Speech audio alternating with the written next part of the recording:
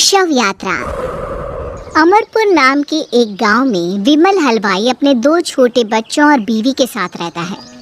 विमल की पत्नी ज्योति भूत प्रेत जादू टोने में बहुत माना करती थी। इसका बिल्कुल विपरीत विमल इन चीजों को दक्यानुसी माना करता था। रोज की तरह विमल अपने मिठाई की दुकान जाने के लिए निकलने की हड़बड़ी में होता है। मैं निकलता हूँ ज्योति, देरी हो जाएगी, दुकान भी खोलनी है मुझे। अजी ध्यान से, आज अमावस्या है। रास्ते में कोई कपड़ा या कुछ भी गिरा हो तो उसे लांग मत दीजिएगा, बगल से चले जाइएगा। अरे ऐसे तो तुम मुझे पागल ही कर दोगी क्या? हाँ, मैं नीचे देखकर चलूं कि सामने से कोई गाड़ी घोड़ा आकर मेरे ऊपर से चला जाए? दोनों हालत में तो मेरी ही मौत है। अरे क्यों सुबह सुबह इतनी अपशुगनी बातें कह रहे हो जी? मेरे गांव में तो ऐसा आंखों के सामने होता हुआ देखा है मैंने, इसीलिए कहती हूँ। वरना मुझे क्या, पड़ोसी को तो नहीं कहना चाहती मैं, पति हैं आप मेरे इसलिए बोल रही हूँ। विमल अपनी मिठाई की दुकान चला जाता है। दुकान पर पहले से ही ग्राहकों की लंबी लाइन लगी हुई थी। ये लो, वहाँ ज्योति अमावस्या को लेकर परेशान है और आज तो हमेशा से ज्यादा ही लंबी लाइन लगी पड़ी है। अच्छी खासी बिक्री होगी आज। विमल दुकान खोलता है। एक के बाद एक ग्राहक उसकी दुकान पर मिठाई ले रहे होते हैं। तभी गांव की एक बूढ़ी औरत विमल से कहती है, जिस तेजी से बिक्री हो रही है, कहीं किसी की नजर ना लग जाए, नींबू मिर्ची टांग ले। अरे क्या चाची तुम भी, ये सब नजर बजर कुछ नहीं होता है। कैसे लोग हैं मेरे आसपास। अपनी दुकान से शाम को विमल हंसते कूदते वापस घर आता है। हाँ, आज तो अच्छी खासी बिक्री हुई है। 1 महीने में जितनी बिक्री होती है, एक ही दिन में आज उतने पैसे कमा लिए मैंने। ये तो बहुत अच्छा हुआ जी, आज ही घर की नजर उतारी है मैंने। बिक्री तो अच्छी होनी ही थी। अच्छा, तुम खाना लगा दो, सारा माल बिक चुका है। मुझे शहर जाना होगा, कुछ चीज़ों की ज़रूरत पड़ेगी। रात भर मिठाई बनाऊंगा, तब जाकर कल सुबह दुकान खोल पाऊंगा। खाना खाकर विमल शहर जाने के लिए निकल पड़ता है। सुनिए जी, ध्यान से जाइएगा। चौरस्ते पर किसी जादू टोने की चीज पर पैर मत रख दीजिएगा। हे भगवान, हद हो गई ज्योति, ये तो मैं जा रहा हूँ। विमल गुस्से से शहर जाने निकल पड़ता है। रात का काला घना अंधेरा, चांद की एक भी किरण ना होने के कारण अंधेरे में कुछ भी देख पाना मुश्किल था। जंगल के बीच के एक अधकच्चे रास्ते से विमल जा रहा होता है। चारों तरफ गुफ अंधेरा और सन्नाटा सुनाई दे रहा था, और सुनाई दे रही थी विमल के पैर के नीचे आ रहे सूखे पत्तों की आवाजें। तभी अचानक दूर से उसे कुछ आवाजें सुनाई देती है। अरे, ये इतनी रात को जंगल के रास्ते कौन जा रहा है? शायद कोई टोली होगी। राम नाम सत्य है, राम नाम सत्य है, राम नाम सत्य है, राम नाम सत्य है। धीरे धीरे आवाज कुछ कुछ सुनाई पड़ती है। आवाज धीरे धीरे और नजदीक आती सी लगती है।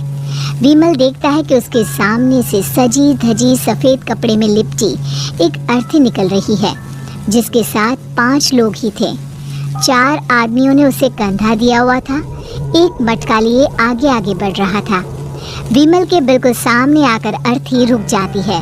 उसमें से एक आदमी विमल से कहता है, अरे भाई, जरा अर्थी को कंधा लगाना, मैं बहुत थक गया हूँ, बड़ी मेहरबानी होगी। हाँ भाई, कंधा तो मैं लगा दूँ, पर रात को 12 बजे ये शव यात्रा, इस समय कौन अर्थी ले जाता है? तभी विमल को ऐसा लगता है कि शव में से आवाज आई। ये आवाज। मजबूरी है भाई, आप कंधा दीजिए, मैं रास्ते में सब बताता हूँ आपको। विमल अर्थी को कंधा दिए चल रहा होता है कि उसे ऐसा लगता है कि हाथ में मटका लिए जो आदमी शव के आगे चल रहा है उसके पैर उल्टे हैं। क्या हुआ भाई, हकला क्यों रहे हो? वो आपके साथी के पैर उल्टे। विमल अपनी बात पूरी भी नहीं कर पाता कि वो देखता है कि उस आदमी के पैर तो सीधे ही हैं।